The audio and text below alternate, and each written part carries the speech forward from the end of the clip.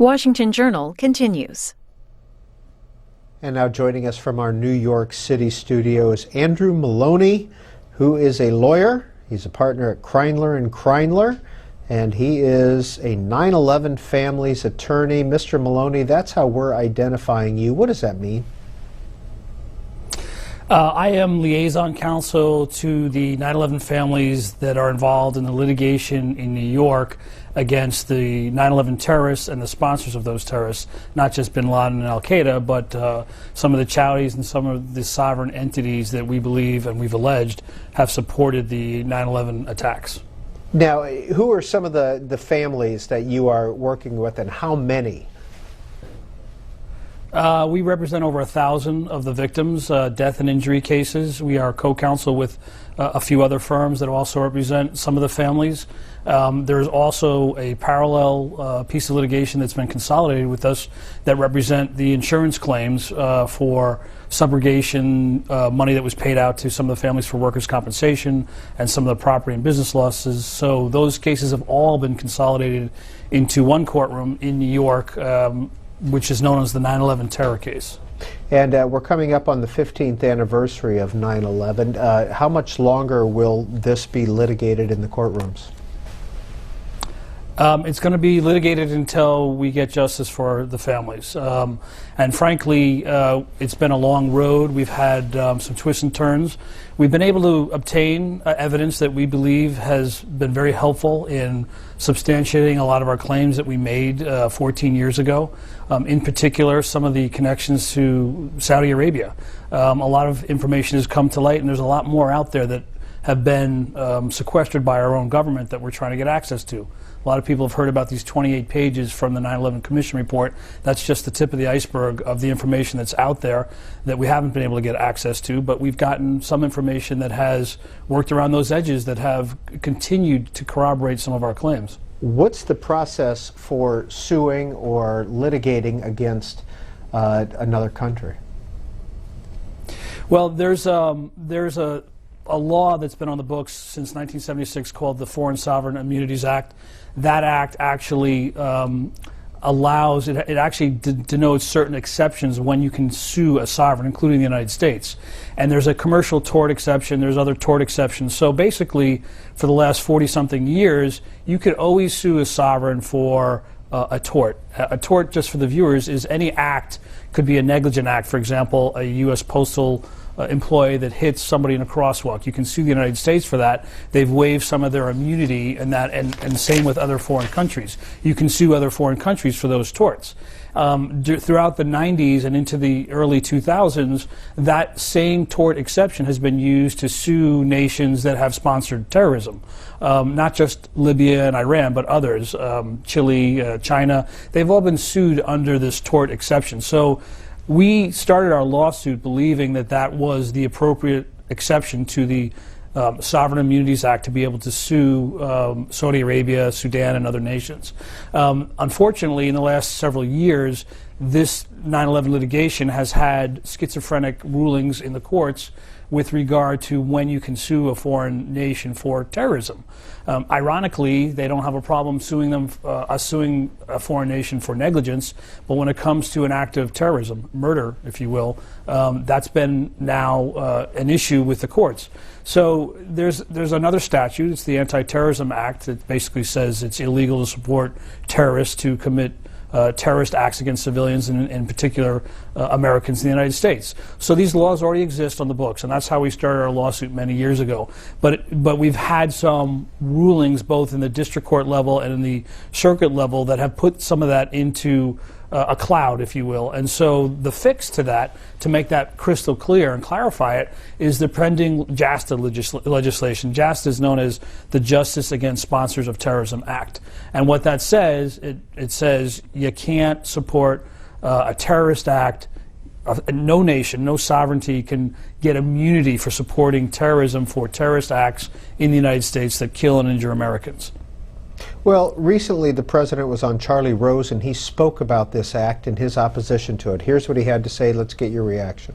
This is a matter of how generally the United States approaches our interactions with other countries. If we open up the possibility that individuals in the United States can routinely start suing other governments, then we are also opening up the United States to being continually sued by individuals in other countries. And that would be a bad precedent, because we're the largest superpower in the world, and we are everywhere, and we are in people's business all the time. And you know, if we are in a situation where we're suddenly being hauled into various courts because of the claim that some individual has been harmed, then that will tie us up, and it could harm U.S. servicemen, U.S. diplomats, a whole bunch of stuff. So as a matter of policy, this is just not something that we have ever done.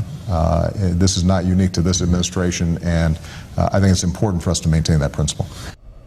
Mr. Maloney. Well, he's misinformed as both a legal issue and a factual issue. Historically, we have done just that. We've had other cases, and we've cited them to the Justice Department. I'm not sure who's informing President Obama, but there's clearly been tons of litigation with respect to suing a foreign sovereign, both in the negligence arena on your typical tort case and also on terrorist support or acts of terrorism.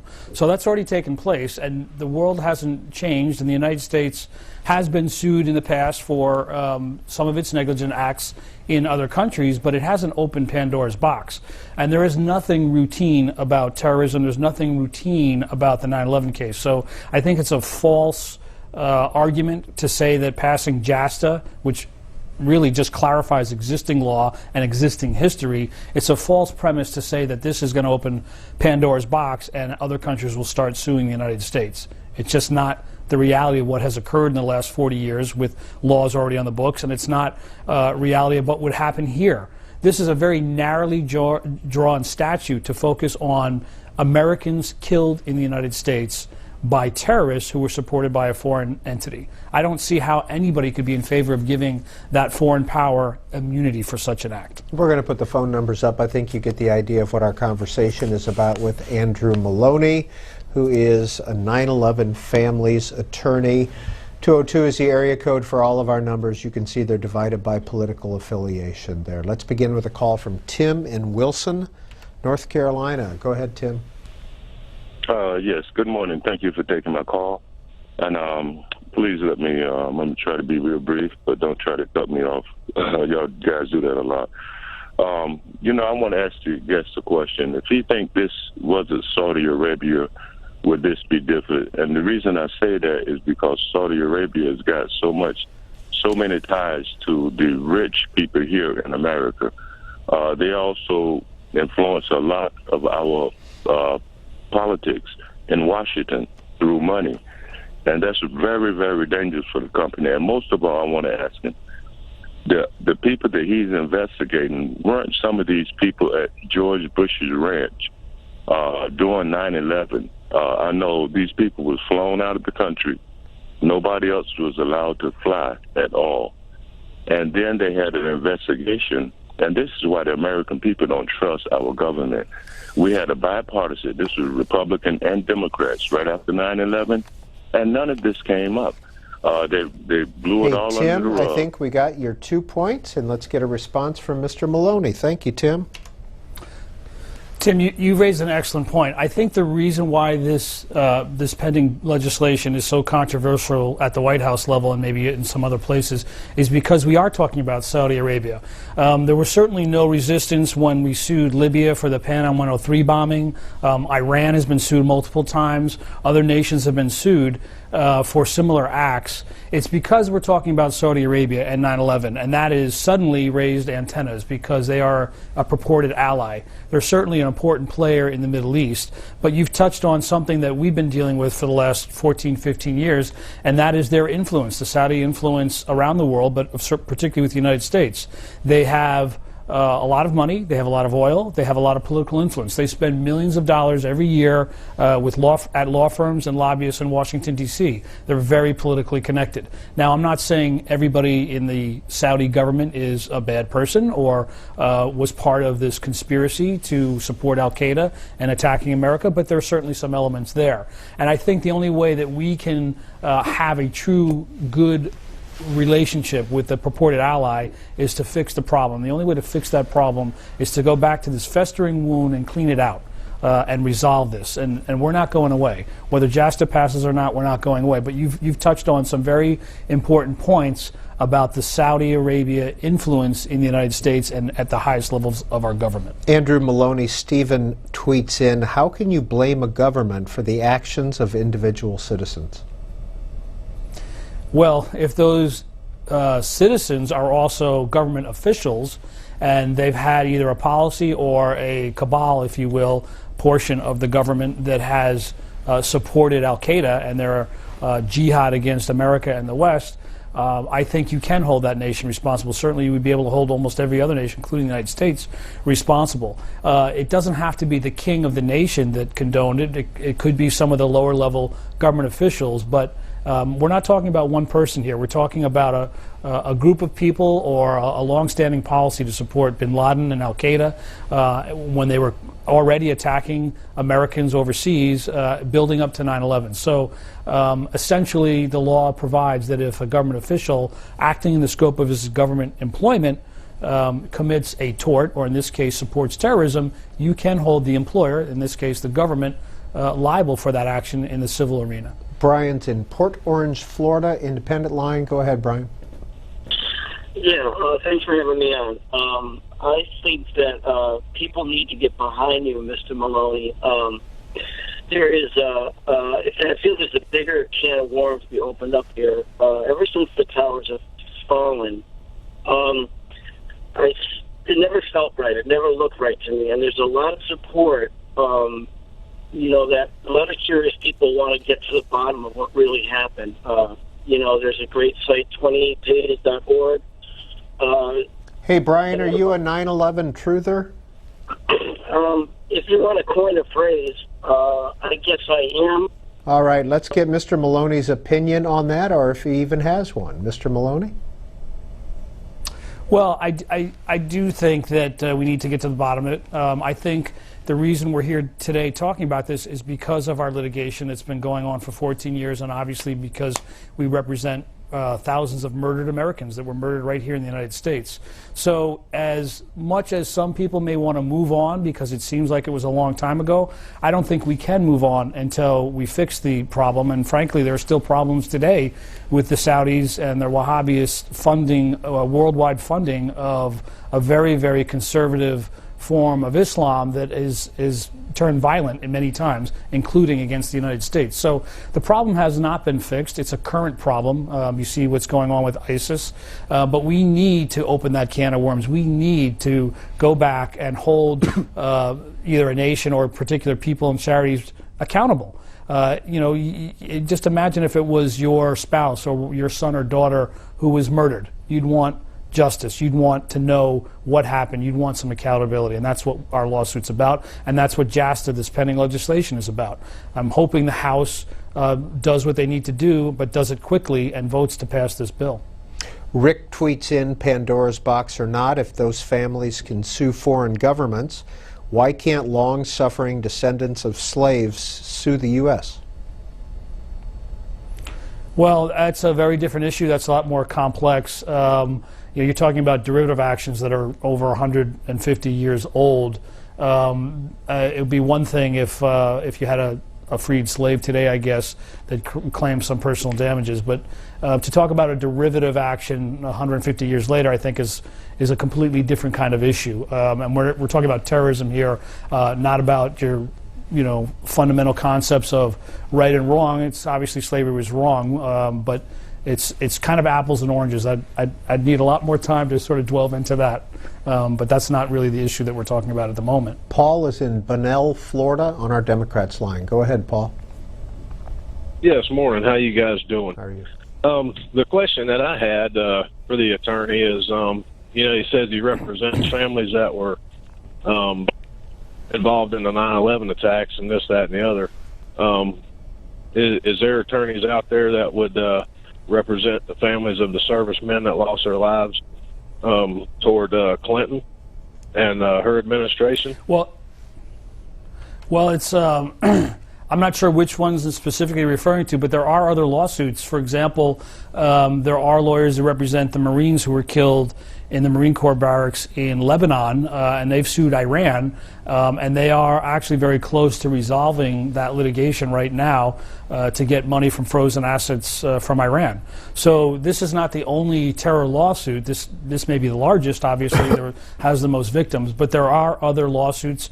My firm's actually was involved, and we were lead counsel in the case against Libya for the Pan Am 103 terror bombing that brought down that flight over Lockerbie, Scotland. So this is not the first case. This is not an unprecedented case. It happens to be the largest. Andrew Maloney, is there precedent in the Lockerbie case that applies to today? Yeah, absolutely. It's very, very similar. The one difference that has been cited by people that have sort of asked questions about JASTA and the 9/11 litigation is that Libya was at the time listed by the State Department as a sponsor of terrorism. Saudi Arabia is not on that list. Iran actually, ironically, recently asked, well, how come we can be sued for Beirut and some of these other terror attacks and the Saudis can't be sued? It's a good question. It certainly doesn't make a lot of sense. But that is the only distinction. But that distinction is one without much of a difference. That is something the State Department decides on its own who's going to list on the state sponsor of terrorist nations, and that usually results in sanctions by the U.S. and the UN. Saudi Arabia is not on that list, but we don't have any trade sanctions against the Saudis. But that's actually, I think, a side issue. Certainly under the existing law, we believe that there is a legal basis to sue them for their support. That has been thrown into question, and that is why we have sought Congress to fix any ambiguities in the law and, frankly, in the court's recent interpretations of it, so that we have a very crystal clear path to telling the Saudis, you don't get immunity for this. You have to come into a courtroom and you have to answer. The legislation does not say they're guilty, doesn't say we win. It just allows us to bring them into a courtroom to conduct discovery, to finish our investigation, and maybe at some day have a trial against them. When Andrew Maloney says JASTA, he's referring to the Justice Against Sponsors of Terrorism Act that we've been discussing with him.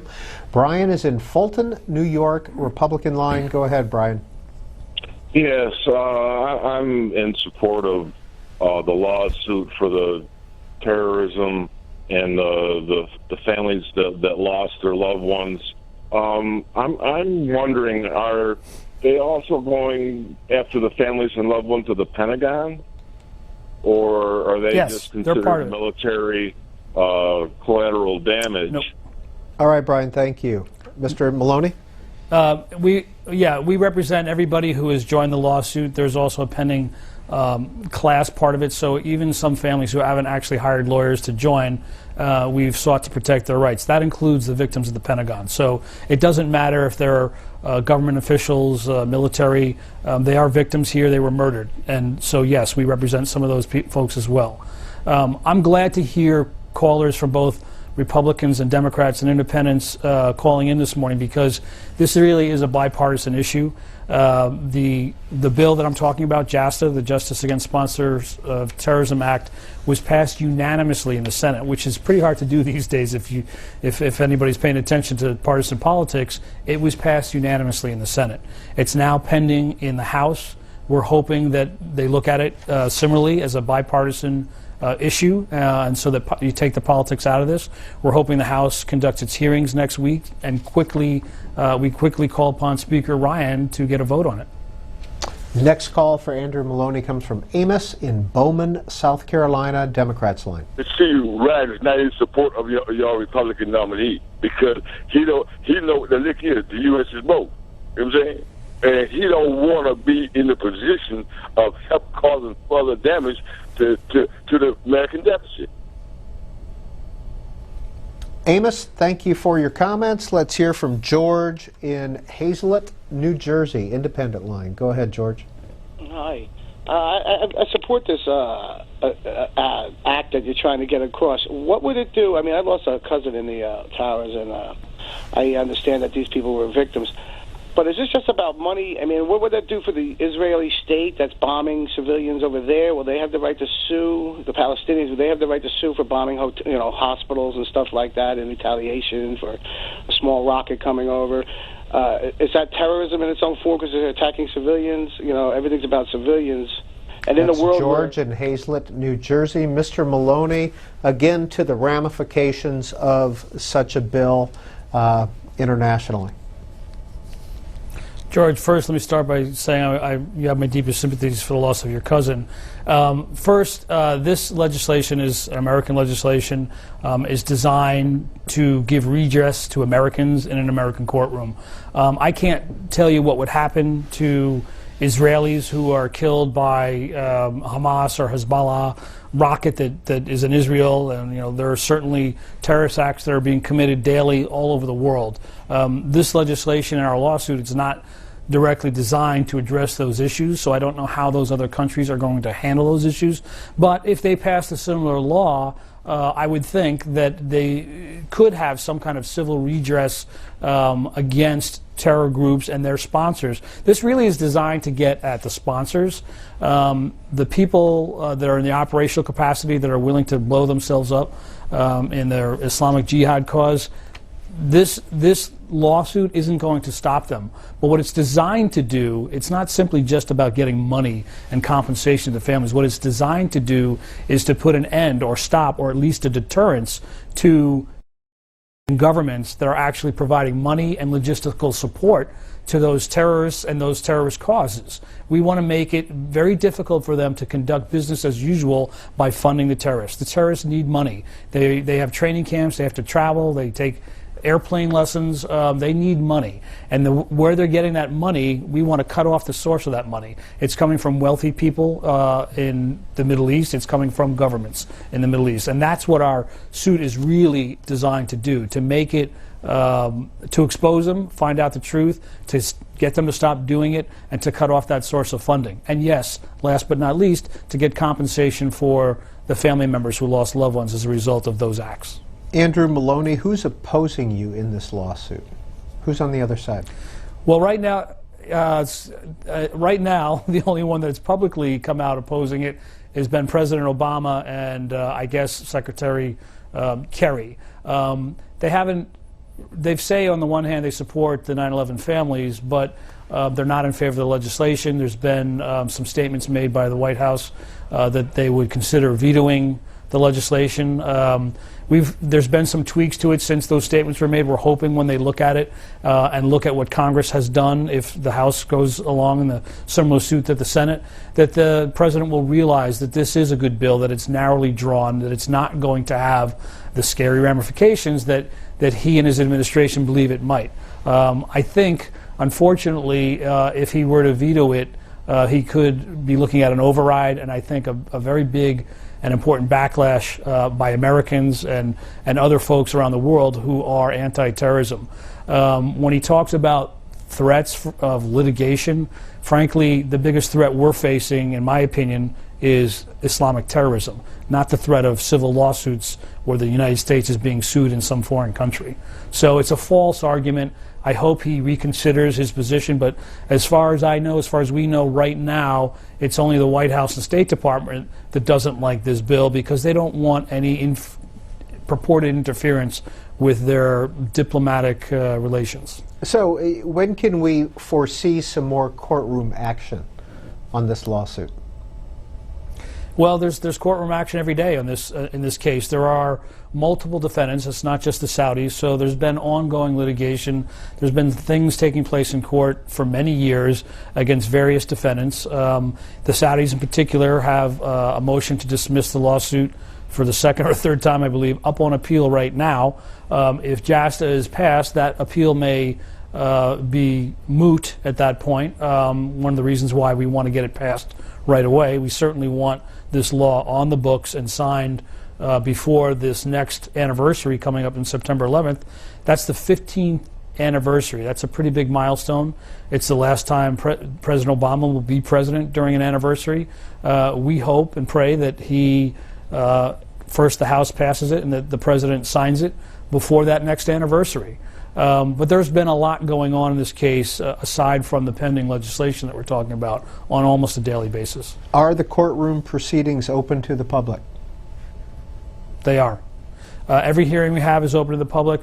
Most all of the documents that are filed in the case are a matter of public record. There are some documents that have been filed under seal, but the vast majority of the documents and briefs filed, including exhibits and any hearings, are open to the public. Who is a judge?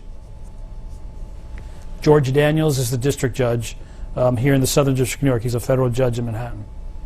Ernie is in Asheville, Ohio, Democrats line. Please go ahead with your question or comment for Andrew Maloney, Ernie.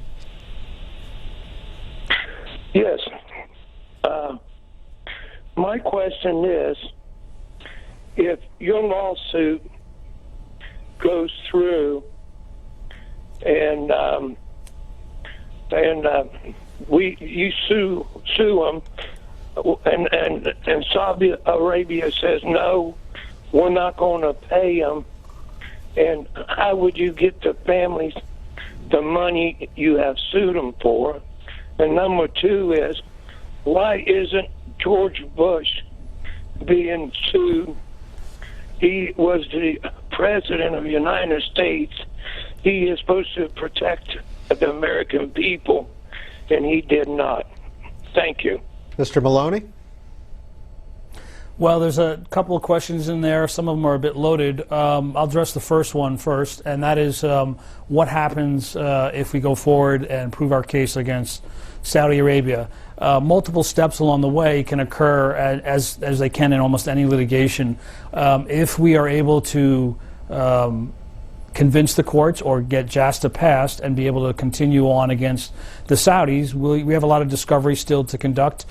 We have a lot of requests from our own government to release documents, the 28 pages and a lot more that our government has. We believe once all the evidence is in, it will be a compelling case against the Saudis. At that point, the Saudis can, if they wish, discuss maybe resolving the litigation. As you probably are aware, many cases, any kind of cases, end up in settlements.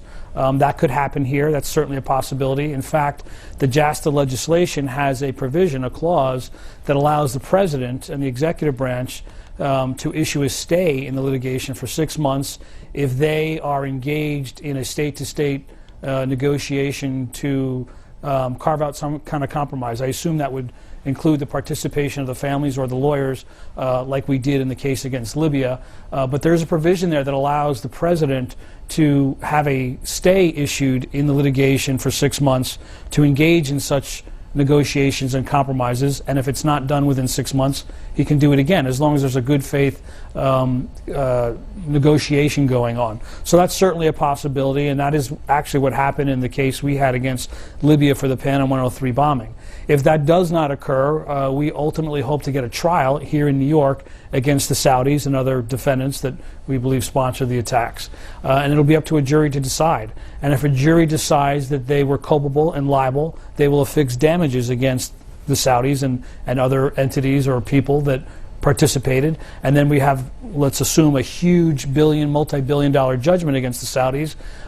Then they've got some real problems, because we can then seek to enforce that judgment against any asset of the Saudis that's here or in cooperating countries around the world, like in Europe, to seize some of their money. That's one of the reasons why the Saudis issued a recent empty threat for the second time, that they were going to pull $750 billion of U.S. Treasuries out of the U.S. economy, because they claimed they didn't want those assets frozen. They're getting ahead of themselves, because that's many potentially years down the road. But to me, that shows a little bit of consciousness of guilt on their part, and frankly, extortion, threatening the U.S. economy in that way. And I think it'll hurt them more than it would hurt us. But once you have a judgment against any defendant, be it a foreign power or anyone else, you can then seek to enforce that judgment against their assets, anywhere they are. I mean, maybe it's harder to get them in the Middle East, but there are also companies, American and European oil companies, that do business with the Saudis. They have to think twice then, if there's a huge judgment against the Saudis, whether or not they could be dragged into resolving that judgment. So there are a lot of ways to get at the money when it comes to a foreign power like Saudi Arabia. It's something that if I were the Saudis, I would not want to occur.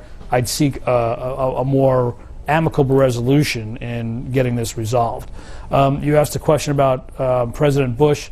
That's a horse of a different color. It's completely different and separate from the litigation. He's not a defendant in this lawsuit. What the president knew or didn't know at the time, I cannot say. Certainly, I don't have any information that would lead me to believe that he knew beforehand about anything regarding Saudi support. Since the attacks and the investigation, I believe he has had access to information that we'd like to get access to.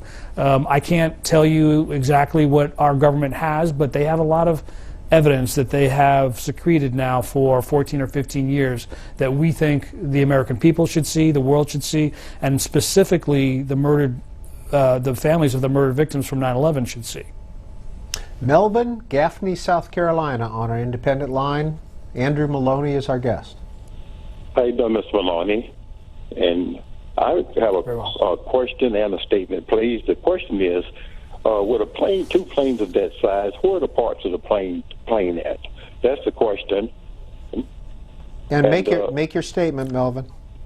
The statement is, I personally believe that those buildings were brought down, were blown up, because what happened to all the money that were in those buildings? No one has said anything about that.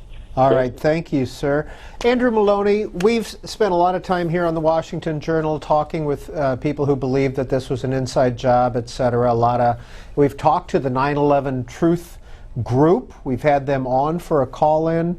Do you have opinions? Do your opinions matter on this? And are they part of your lawsuit?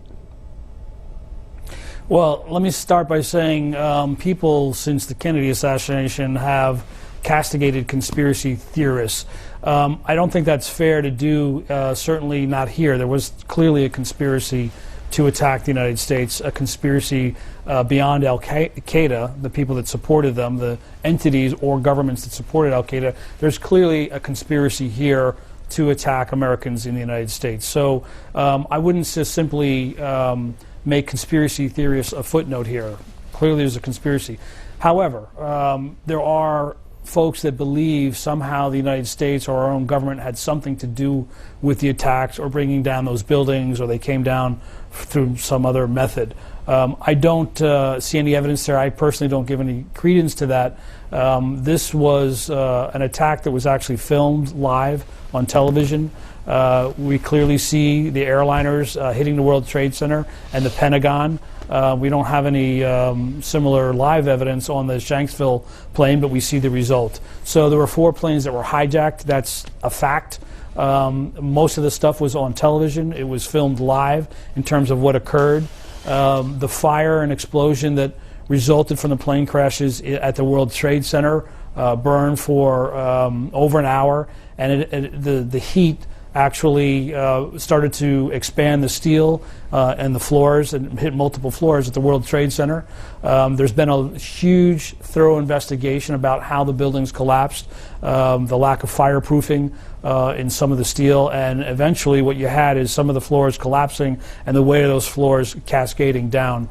There was no explosion at the lower floors of Tower 1 and Tower 2 that brought them down. It came down from the top down, just like you saw on television. There were thousands of people that witnessed that live down at the World Trade Center, and of course millions watching on television. So this particular event may be the most documented visually through video, audio, and witnesses than any other terror attack that I'm aware of. And so to have people sort of go off on tangents on conspiracy theories about what actually brought those buildings down, I think is a bit of a stretch.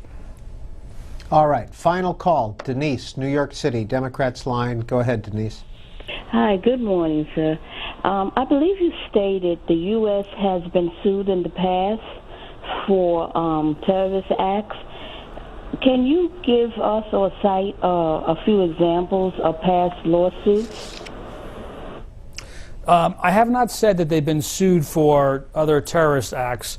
The United States has been sued for acts of negligence, both in the United States and abroad. For example, if they accidentally were to kill somebody or injure somebody, they can be. The United States can be sued, has been sued, and generally speaking, has resolved those cases, and they've paid some compensation. We have and there's been a couple of instances where I don't know if I would call it a lawsuit, but certainly claims made by families. For example, the Iranian jetliner that was shot down accidentally many years ago. The United States paid some compensation there. There have been government officials, CIA employees that have accidentally injured or killed people in foreign nations where our government has compensated the innocent victims. I don't know that we've actually been sued and resolved cases where we've been accused of a terrorist act. The United States has made mistakes in the past, and they might not have made good on all of them, but in many of these instances, they have tried to own up to those mistakes and have paid compensation and have apologized. Okay, let's take drone strikes, things like that. Let's go back to where we started this whole conversation, the crux of what's going on, and this is a tweet by Boring File Clerk. Should we sue Saudi Arabia successfully, what would prevent another country from suing us for perceived wrongs? Well, there's nothing that prevents them from doing that now. They can pass whatever laws they want to pass in any nation, yesterday, tomorrow, or today. So we can't stop them from doing what they want to do. But we're the United States. We shouldn't be afraid and thinking about what other countries or people might do in other countries in terms of bringing a lawsuit against the United States. Whether they have merit or not, we can't live in that kind of fear. We need to live by the code that we're a nation of laws. We have laws in the books now. We're trying to pass this law to hold people and entities or governments accountable. We can't stop other nations from doing what they are going to do. I mean, if we could, we'd have a peaceful planet right now. But what we can do is send a message to the world that we are a nation of laws that have to be honored and respected. And we have Americans that we're going to protect. And if you come to the United States and harm our civilians, you're going to be held accountable, both militarily, diplomatically, and in this case, judicially, in a civil arena. So I think what we need to do is send a message that terrorism is wrong and that anybody who sponsors and supports terrorists is going to be held accountable no matter what. We can't worry about what might happen in a courtroom somewhere around the world. Many of the courtrooms around the world do not operate at all like we have in the United States. Andrew Maloney is an attorney for the September 11th families, and that's who we've been talking to on the Washington Journal. Thank you for the update. Thank you. Coming up in just a minute, the acting chief of the U.S. Customs and Border Protection Organization.